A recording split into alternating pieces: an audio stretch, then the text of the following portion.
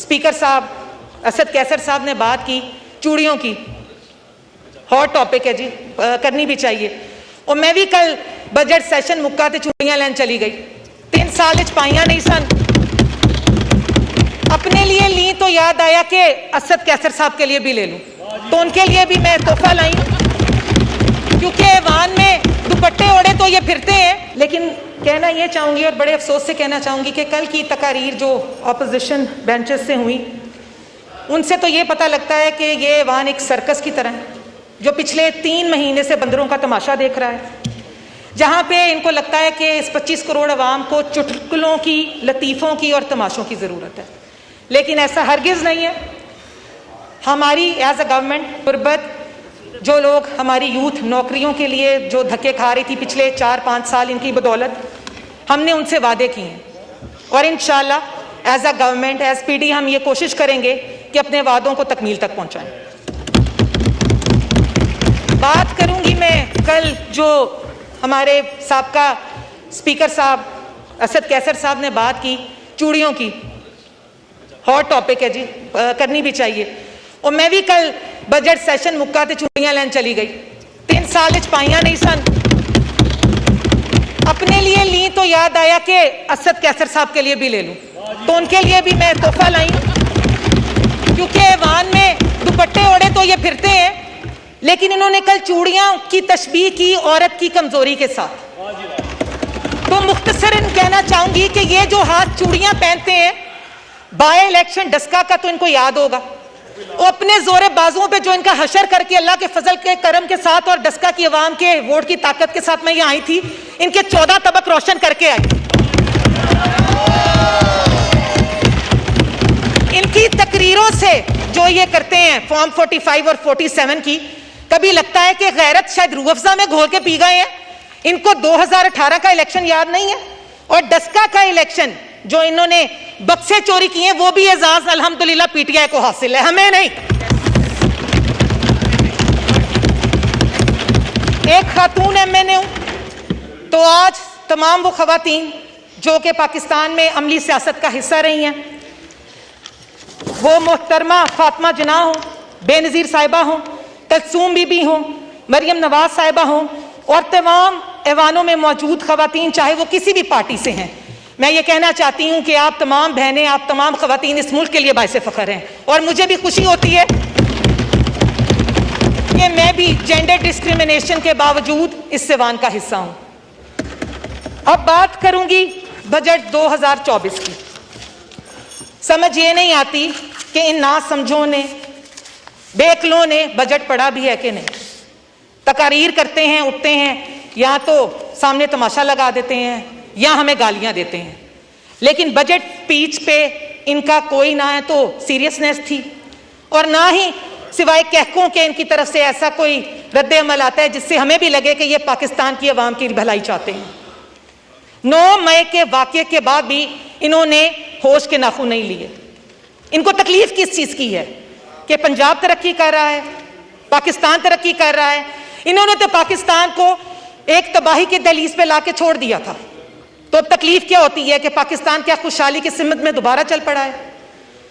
Budget 2024 वजीर आजम मियां मोहम्मद शहबाज शरीफ, finance minister, state minister, इन सबको मुबारकबाद दूंगी, क्योंकि इंतहाई मुश्किल हालात में पाकिस्तान है, और आज के जो महदूद वसाइल है उसमें से भी इन्होंने बेहतरीन बजट पाकिस्तान के लिए पेश किया। 70 साल हो गए ये मुल्क कर्जे ले रहा है, IMF से वादा खिलाफी इन्होंने की, भुगत हम रहे हैं, और पाकिस्तान की जनरेशन्स जो हैं अब वो भुगतने के करीब होती अगर ये हुकूमत इनसे ना ले ली जाती। कायद मियां मोहम्मद मुश्किल वक्त में सियासत को, जो बेहतर सियासत को कुर्बान करके इस मुल्क को दिवालिया होने से बचाया। अगर अब एतमाद बहाल हम नहीं कर पाते हैं इंटरनेशनल मार्केट पे, तो इनको भी पता है, कोई इस हकीकत से बाखबर नहीं है कि मुल्क के मुआशी हालात क्या हैं। इस मुआशी इस्तेकाम के लिए हमें मिलकर काम करने की ज़रूरत थी, लेकिन इन्होंने कसम खाई है कि ना खेडांगे ना खेडन देंगे। लेकिन ये देखेंगे और इंशाल्लाह यहीं बैठे इस चीज़ की ये मिसालें देते फिरेंगे कि मियां मोहम्मद नवाज शरीफ और उनकी टीम ने पाकिस्तान को तमाम बुहरानों से निकाल लिया।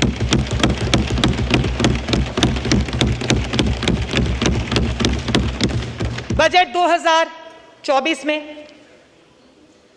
खवातीन के लिए बिस्प में कामयाब और रिकॉर्ड जो है वो इस्तफा फंडिंग की गई है।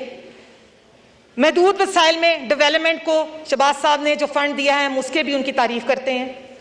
आईटी बिजनेस उन्होंने टैक्स फ्री किया है, इसके लिए भी स्टेट जो हमारे फाइनेंस मिनिस्टर हैं वो उनकी तारीफ के काबिल हैं। इसके अलावा यूथ प्रोग्राम्स, हेल्थ के लिए, एजुकेशन के लिए ना सिर्फ फेडरल बल्कि पंजाब में जिस तरह मोहतरमा मरियम नवाज साहिबा काम कर रही हैं वो भी काबिल तहसीन है। इनको तकलीफ किससे है कि 10 साल एक सूबा इन्होंने खैबर पख्तूनख्वा चलाया, इनमें एक काम ये कर नहीं पाए।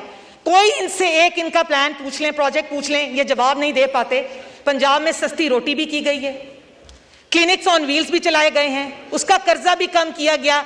एक बुजदार था और एक इमरान खान। सिवाय इनके घर बैठने और गूंगा जब ये हो जाते हैं मुल्क की तरक्की की बात पूछें तो इनके पास करने को कुछ नहीं। लेकिन नौजवान नस्ल को वरगला के पाकिस्तान और फौज के खिलाफ खड़ा इन्होंने जरूर कर दिया है। उससे हमें हासिल क्या हुआ है कि जब कहीं बाहर से कोई डेलीगेशन या यूनिवर्सिटी के स्टूडेंट्स यहाँ के वाहन में बैठते हैं, इनका अपना तमाशा शुरू हो जाता है। बहादुर ये इतने हैं कि मैं और मेरे साथ साथ जितने लोग इन ट्रेजरी बेंचेस में बैठे हैं, हम अब हुकूमत का हिस्सा नहीं बने, हम अब सियासत का हिस्सा नहीं बने। 50-50 साल से लोग जो हैं यहाँ से सियासत का हिस्सा है, मियां नवाज शरीफ के साथी हैं, और ये उठते हैं, इनके मुंह में जो आता है ये बकते और हमें गालियां देते हैं। लेकिन ये कब तक चलेगा जनाब स्पीकर? किसी की इज्जत ये करना नहीं जानते, वो खातून है या मर्द है। कल जो मस्ती खेल साहब ने यहाँ पे उठ के वाहियात और गुफ्तगू एक नाज़ाबिया की, उसके लिए भरपूर मजम्मत है और मैं जनाब स्पीकर की भी शुक्रगुजार हूं जिन्होंने उनको पूरे सेशन के लिए सस्पेंड किया।